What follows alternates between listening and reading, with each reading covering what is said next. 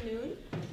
Thank you very much for allowing me to speak on something that I'm very passionate about, but more so passionate for your sake. I just want to know how many of you have ever wondered how people make money from writing books. How do you make money from writing books? How do we sit here and listen to Jay-Z and Destruction Boys and they get rich while we're listening? Anyone know? No. Nobody knows? All right, so that happens through copyright. So copyright is intellectual property. It is a type of intellectual property. What it is it's defined as a legal right over your creation. So something that you have written that is originally made to you, you then have the right to give to a publisher through a license agreement to sell the book for you, and every time the book sells, you make money off it. All right? So that is how authorship makes a career. So a lot of times people wonder, our parents fear people becoming artists and writers because they say, how are you going to pay the bills, right? You can't draw, how are you going to make money? You can't sing, how are you going to buy food? And a lot of that comes from the lack of understanding and awareness over copyright. So just to repeat, copyright is defined as a legal right that is granted to you by the government over the creation that you have, all right? Once you have a copyright testimonial or a certificate that legitimizes your work, meaning it now certifies this thing is yours, you then now have to use your business sense to pair up with recording labels, or in your case, pair up with publishers when you get into contracts that will now be the ones to create illustrations for the book, make sure that the book is marketed, and when they sell the book, you enter into agreements that say that for every dollar that is coming from this book, 50 cents will go to me as the author, and 50 cents will go to you as the publisher, all right? So every time Harry Potter is sold, money goes into J.K. Rowling's pocket, a portion of the money. The reason why the relationship between publishers and authors can be a little bit difficult is because sometimes those contracts make it look like the publishers are the ones who gain most of the money. And that is where you need commercial experts to help you with the contracts to make sure that they're fair and the distribution of reward, what we call royalties, is equal to the publisher and also to the author. Now, in Namibia, we have the Copyright and Neighboring Rights Act of 1994 that is governed by the Business Intellectual Property Authority, BIPA. So you as authors, once you now write books, you have covers to these books, you have illustrations in this book, it now becomes an original work made by you. What you do then is you go to BIPA's office or you go to BIPA's website and you apply for a copyright testimonial. In the process of applying for the copyright testimonial, you attach your original piece of work to your application for them to evaluate your application. Once your application has been evaluated and is successful, you then get a copyright testimonial that you can now use in the event that you have an infringement case. Now, infringement means when someone steals the idea that you had in a book. So if I now write the same book and call it Peter Potter, J.K. Rowling can come and sue me because I've taken something that's very similar to her line of books to write my own. So as authors, you have to be very cautious about how you are writing your work and how you ensure that your work is protected as an original work that you own. Now, copyright is interesting because the rights that we confer to you, the rights that we give you, the rights that the government gives you as a copyright owner are the following. It gives you the right to exclude other people from using your work without permission. It gives you the right to copy that work yourself. So like if I wrote the book and I make a photocopy, I have the right to do that. It gives me the right to distribute that work, meaning I can now put that book in CNA, I can put that book in Revive Us, I can put that book in the National Library and in the libraries of UNAM, NAST, and IUM. It gives me the right of distribution. It gives me the right of adaptation, meaning if I wanted to take the book, like Papa Shipongeni, and make it into a song, or make the book into a movie, that is an adaptation. You've adapted your work into a different stream. And it also gives you a right to give that right to other people. So for example, I am not a singer. I don't sing well, but I can write. So I can now ask a singer, can you take my poem and make it into a song? So I give that right to a singer.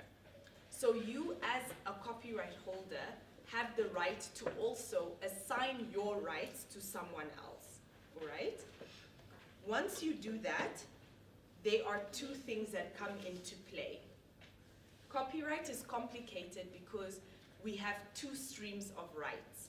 We call one right a moral right, right of paternity, and then the next one we call an economic right. Now the way I like to explain this in a simple way is using photography. All companies call photographers to come and take corporate photos of them, right? So a company like DBN does not have a full-time photographer working for them. But yet when we go on DBN's website, we see a picture of the CEO, we see a picture of the executive committee. How did they get those pictures? They called photographers to come and take those photos for them. So how copyright works is, the moral right is the right to always be named as the author of that work. So if you go on the website, in the fine print, you will see the photographer's name mentioned. But the economic right, the right to make money, the right to use that photo belongs to DBN. Let me explain it even more simply. In authorship, when you're writing books, the problem comes in with publishers over these two rights. Because you as the author always retain the right to be named as the author. No one can ever take your poem and scratch your name off. The minute you write a poem, it's yours. But now, the people that you give the right to sell it for you on your behalf, earn the economic right. Because they say, if you wanted to sell the poem yourself, you could have done so. But you came to me to publish this work for you, to sell this work for you. So because I'm going to do the hard work of going to the newspapers, marketing this, getting people to buy it, I also need a cut. So they'll say, I'll take 30 cents for every dollar that comes, and every 70 cents will go to you. So the economic right goes to the publisher. But your moral right, moral means my name is attached to it. Right of paternity will always be there. So even though we know that there's Penguin publisher, if J.K. Rowling gave the book, the manuscript to Penguin, Penguin makes money from Harry Potter, but you don't see Harry Potter by Penguin. You see Harry Potter by J.K. Rowling or J.R. Rowling. So that is what we call the economic right versus the moral right. Sometimes people have both those rights, and other times people don't have those rights. One of the easiest examples is Beyonce. Beyonce does not split her rights because she owns the record label that she makes music for. So the moral right, all her songs, it's written by Beyonce, but then the people who are selling the music is her. So she also owns the economic right. So she doesn't split the $1 for every $1, 30 cents goes to her. The whole $1 goes to her. So that is why you see more famous authors and more famous artists decide to own their own record labels or to make their own publishing companies so that they don't have to split the costs. But it's very expensive. You people know how expensive it is to bind a manuscript, to edit it, to have illustrations in it, and that is why publishing houses are important. But what I will say, as authors, especially who are growing, always read your contract. Make sure that the rights have been split accordingly, that your name remains on the manuscript, but then, and also that the percentage of sharing of the income is fair.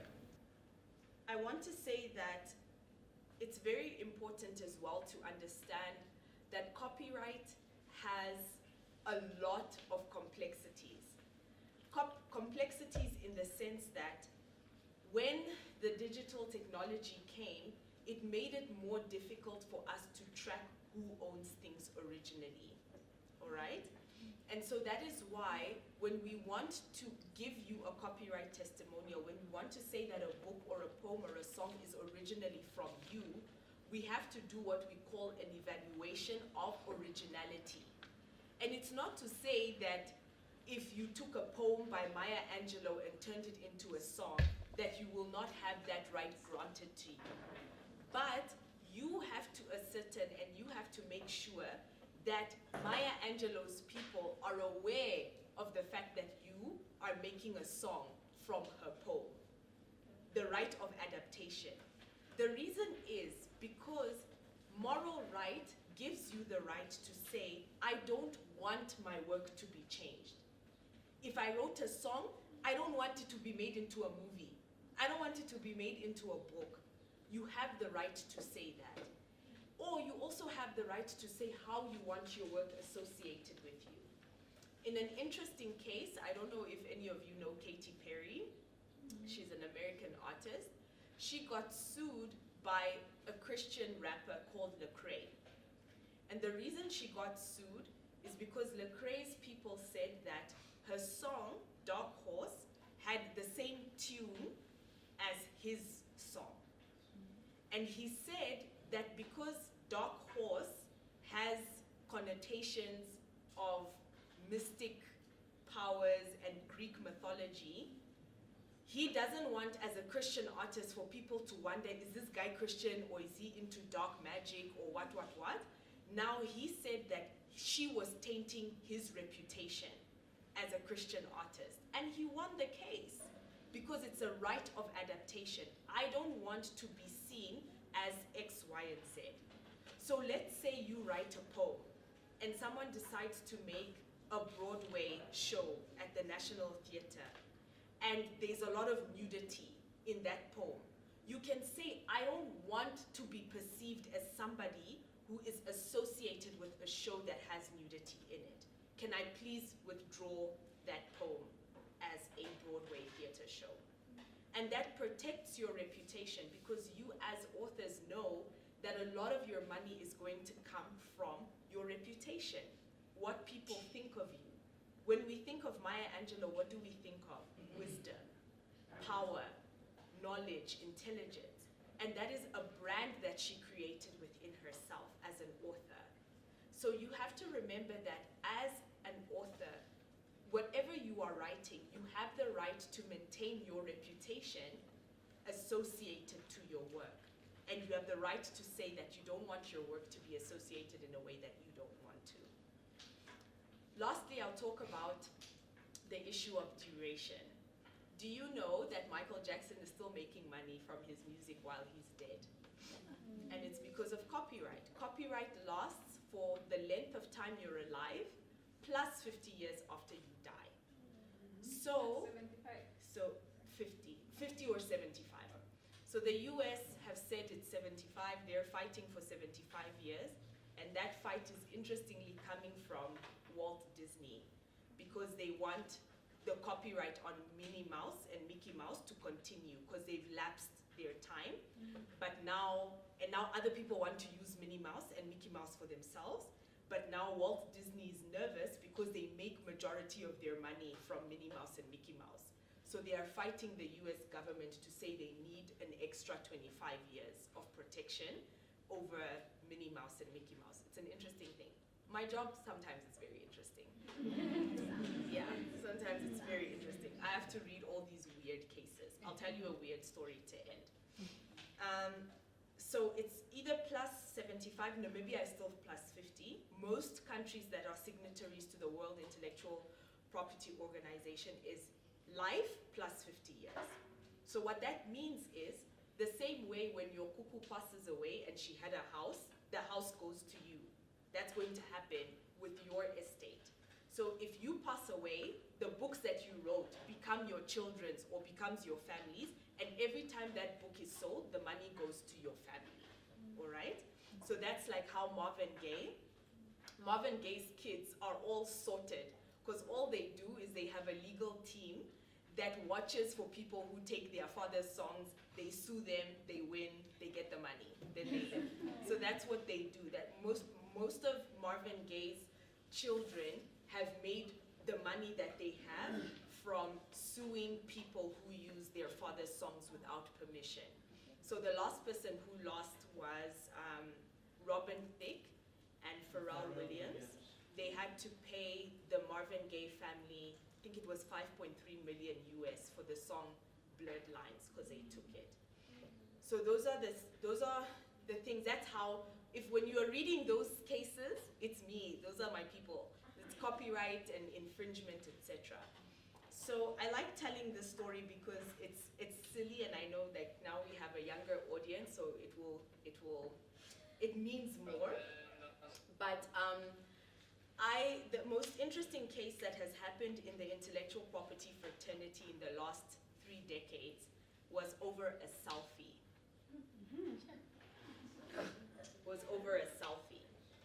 So a photographer from the UK went to Indonesia, and his job is he photographs forests and animals. So he's into Natural Geographic.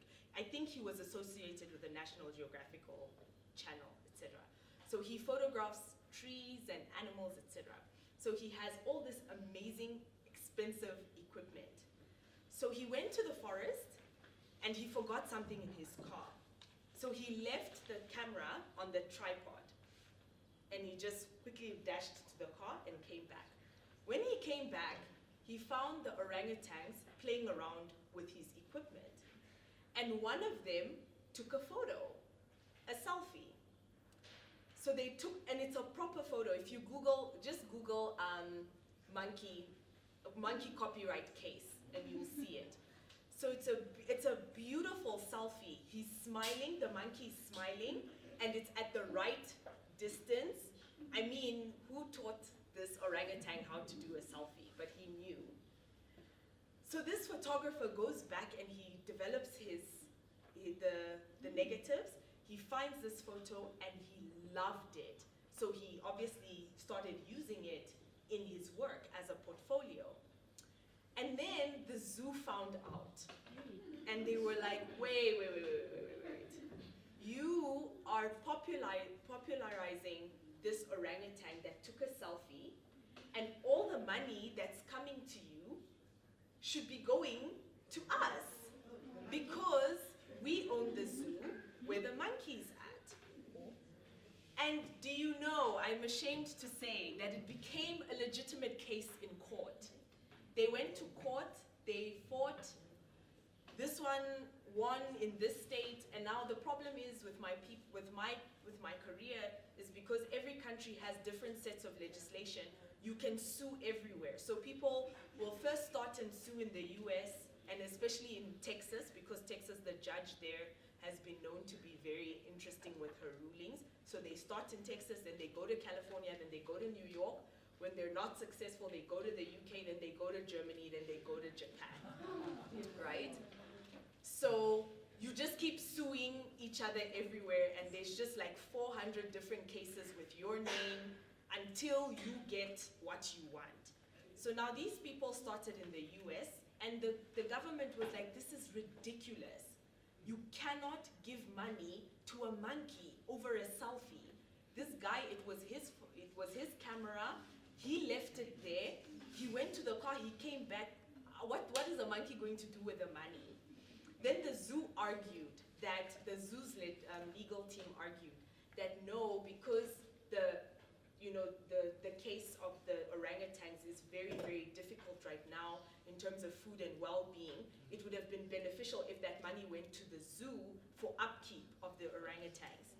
And then the animal rights people heard that, and they went to the UK, and they also started arguing about it, and they're saying how fair is it for photographers to start making money off zoos, and zoos are trying to preserve animals. You know how animal rights people are.